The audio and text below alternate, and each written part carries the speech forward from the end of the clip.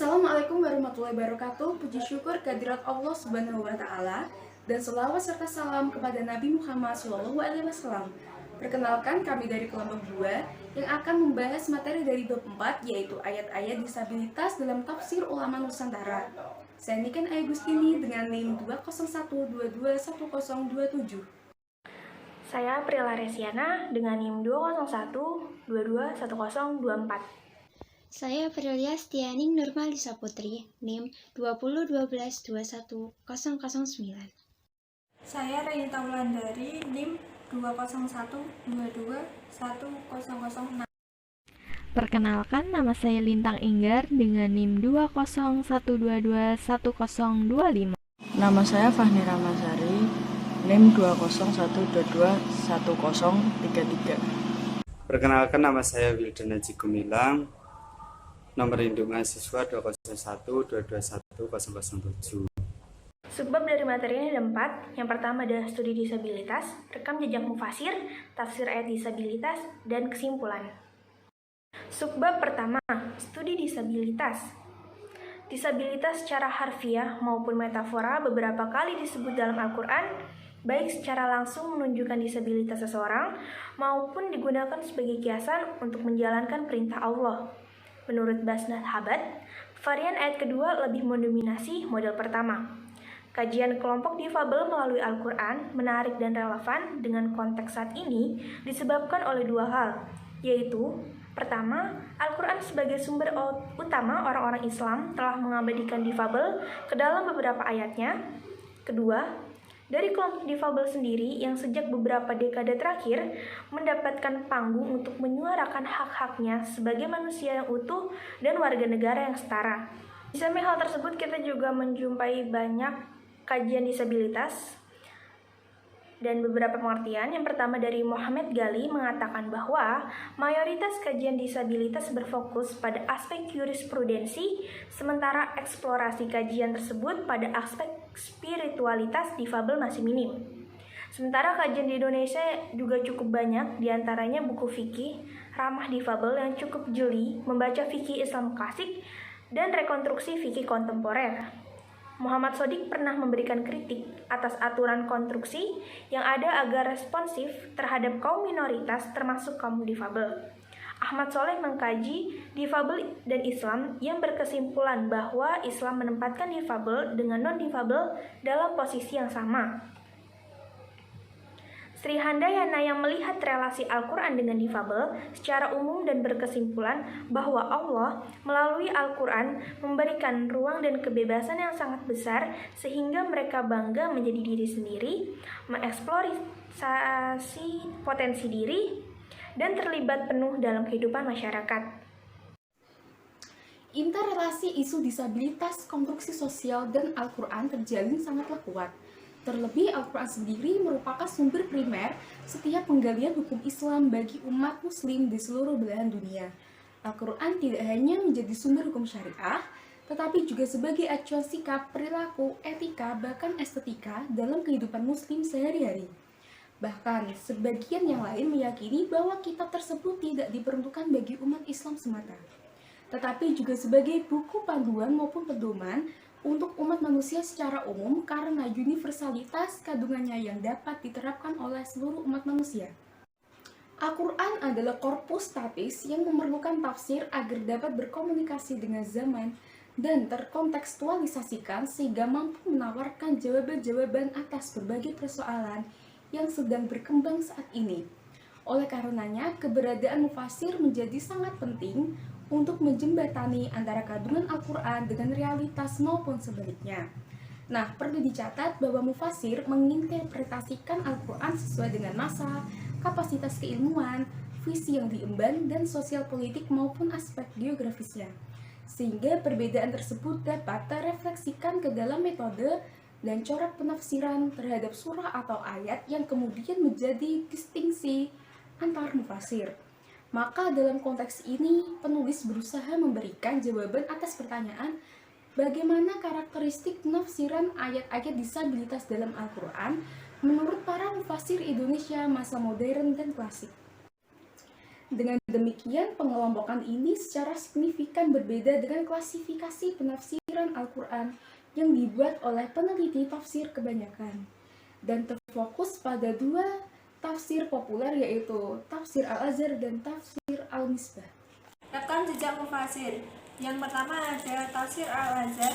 Tafsir Al-Azhar ditulis oleh Haji Abdul Malik Karim Amrullah atau Hamka yang lahir di Sumatera Barat pada 16 Februari 1908. Riwayat pendidikannya ada yang pertama, mempelajari Al-Quran dan dasar agama bersama sang ayah. Yang kedua, Madrasah Diniyah di Pasar Usang Padang Panjang tahun 1916 yang didirikan oleh Zainuddin Labe El-Yunusi. Yang ketiga, belajar kepada Ki Bagus Hadikusumo, Hos Cokro Muhammad Nasir, A.R. St. Mansur. Yang keempat, menuntut ilmu di Mekah tahun 1927. Yang kelima, mempelajari secara otodidak karya-karya tokoh Timur Tengah dan Barat seperti Zaki Mubarak, Abbas Al-Akkad, Mustafa Al-Manfaluti, Hussein Haikal, Albert Camus, William James, Van Pierlotti, Sigmund Freud, Arnold Toynbee, Jean Paul Sartre, dan hingga Karl Marx. Lalu pendidikan karir yang pertama yaitu sebagai dai, tenaga pendidikan, Ketua Muhammadiyah cabang Padang Panjang tahun 1928. Yang keempat, Konsul Muhammadiyah Makassar tahun 1931. Yang kelima, Ketua Majelis Pimpinan Muhammadiyah Sumatera Barat tahun 1946. Yang keenam, Penasihat Pimpinan Pusat Muhammadiyah tahun 1953. Yang ketujuh, sebagai Ketua MUI pertama. Yang kedelapan, Menteri Agama tahun 1977. Rekam jejak mufasir Tafsir Al-Misbah. Tafsir Al-Misbah ditulis oleh Muhammad Quraisy Shihab, tokoh kelahiran Rapang, Sulawesi Selatan pada tanggal 16 Februari 1944. Beliau merupakan anak keempat dari 12 bersaudara. Berikut ini akan saya paparkan riwayat pendidikan dari Muhammad Quraisy Shihab. Beliau menamatkan sekolah dasarnya di Ujung Pandang, yaitu tempat kelahirannya sendiri. Kemudian melanjutkan bangku sekolah menengahnya di Pondok Pesantren Dar Al-Hadis Fikihiyah Malang, Jawa Timur. Mengetahui perkembangan pendidikannya yang pesat, sang ayah kemudian mengirimnya ke Mesir dan diterima di kelas 2 Sanawiyah. Beliau juga mengambil program S1 hingga S3 di Universitas Al-Azhar, Kairo, Mesir. Pada jenjang S1, beliau diterima di Fakultas Usuluddin dan mengambil program studi tafsir hadis. Dan lulus mendapat lisensi pada tahun 1967 dan melanjutkan program S2-nya dengan mendapatkan gelar MA di alma mater yang sama. Kemudian dilanjutkan pada tahun 1980, beliau kembali mengambil program doktoralnya dengan lulus dengan predikat Mumtaz Ma'a Martabat Al-Syura Al-Ula pada tahun 1982. Predikat ini merupakan predikat pertama yang diraih oleh orang di Asia Tenggara pada tahun tersebut. Dan yang kedua, karir dari Muhammad Quraisy Shihab. Yang pertama, beliau mengawali karirnya sebagai dosen Fakultas Usuluddin dan pasca sarjana UIN Syarif Hidayatullah Jakarta. Tidak lama setelah itu, beliau diangkat menjadi rektor UIN Jakarta selama 2 periode, yaitu tahun 1992 sampai 1998, kurang lebih selama 6 tahun. Yang kemudian beliau juga diangkat sebagai ketua MUI Pusat atau Majelis Ulama Indonesia Pusat pada tahun 1984. Beliau juga merupakan pengurus Ikatan Cendekiawan Muslim Indonesia, anggota Pentashih Mushaf Al-Quran yang dari Departemen Agama pada tahun 1989, kemudian anggota Perhimpunan Ilmu Syariah dan Konsorium Ilmu-Ilmu Agama Departemen Pendidikan Nasional. Diangkat juga sebagai Menteri Agama pada pemerintahan Presiden Soeharto, yaitu pada tahun 1998. Kemudian hingga akhirnya beliau diangkat sebagai Duta Besar Republik Indonesia di Mesir. Kemudian yang terakhir, beliau juga mendirikan Pusat Studi Al-Quran pada tahun 2004 hingga sekarang. Penulisan Tafsir Al-Azhar dimulai tahun 1962 dari surah Al-Kahfi dan selebihnya Hamka tuntaskan di rumah tahanan polisi Megamendung setelah dirinya dituduh telah membelut kepada tanah air pada rezim Orde Lama. Pertama kali diterbitkan tahun 1967 dengan nama Tafsir Al-Azhar. Tafsir ini bertujuan untuk menanamkan kecintaan dan pemahaman pemuda pada Al-Quran dan menguatkan pemahaman mubalik tentang Al-Quran. Tafsir Al-Misbah mulai ditulis pada hari Jumat tanggal 4 Rabiul Awal tahun 1420 Hijriah yang bertepatan dengan tanggal 18 Juni tahun 1999 Masehi. Muhammad Quraisy Shihab menulisnya selama beliau menjabat sebagai Duta Besar Republik Indonesia di Kairo, Mesir, dan berhasil selesai pada tanggal 5 September tahun 2003 di Jakarta, sehingga masa penulisannya kurang lebih berlangsung selama 4 tahun. Kemudian latar belakang penulisan Tafsir Al-Misbah ini dilatar belakangi oleh pemikiran Muhammad Quraisy Shihab yang merasa bahwa kehadiran tafsir Al-Quran sangat dibutuhkan oleh masyarakat Indonesia, mengingat banyaknya kaum muslimin yang gemar membaca Al-Quran, namun masih minim pemahaman mengenai makna dan arti serta tujuan dari apa yang telah mereka baca. Kemudian secara khusus tujuan dari penulisan tafsir ini ialah membumikan Al-Quran kepada masyarakat Indonesia yang plural dan mencetak kader-kader mufasir atau ahli tafsir Al-Quran yang berpengalaman dan profesional. Di sini saya akan menjelaskan tentang tafsir ayat disabilitas. Dalam ayat Al-Quran yang merujuk pada difabel itu dapat diklasifikasikan menjadi dua, yaitu ada eksistensial, yang kedua ada substansial. Nah, beberapa surat ini juga membahas tentang difabel. Yang pertama ada surat Al-Baqarah dengan ayat 282, ada surat An-Nur dengan ayat 61, dan juga surat Al-Basa dengan ayat 1 sampai dengan 16. Nah, di sini saya akan menjelaskan surat Al-Baqarah ayat 282. Nah, sebelum masuk ke materinya atau ke penjelasannya, saya akan sedikit membacakan surat potongan ayat dari surat Al-Baqarah ayat 282. فَإِنْ كَانَ الَّذِي عَلَيْهِ الْحَقُّ سَفِيهًا أَوْ ضَعِيفًا أَوْ لَا يَسْتَطِيعُ أَنْ يُمِيلَ هُوَ فَلْيُمْلِلْ وَلِيُّهْ بِالْعَدْلِ. Nah, potongan ayat itu tadi itu berbicara tentang regulasi transaksi ekonomi umat muslim baik masyarakat umum maupun difabel agar saling menguntungkan dan bisa mendapatkan haknya masing-masing. Nah, Hamka ini juga menafsirkan ayat tersebut dalam tiga, yaitu ada sofih, doif, dan tidak sanggup. Yang sofih ini diartikan yaitu dalam keadaan seseorang itu yang tidak bisa mengatur hartanya karena boros. Nah, yang kedua ini doif, yaitu lemah, diartikan atau ditunjukkan kepada orang yang pikirannya itu relatif lemah. Nah, kalau yang ketiga ini tidak sanggup, yaitu orang yang gagah, bisu, dan tidak bisa merencanakan hartanya. Nah, tiga tafsiran Hamka ini berkewajiban untuk menyampaikan rencana atau kesepakatan sebaik mungkin dan harus berlaku adil.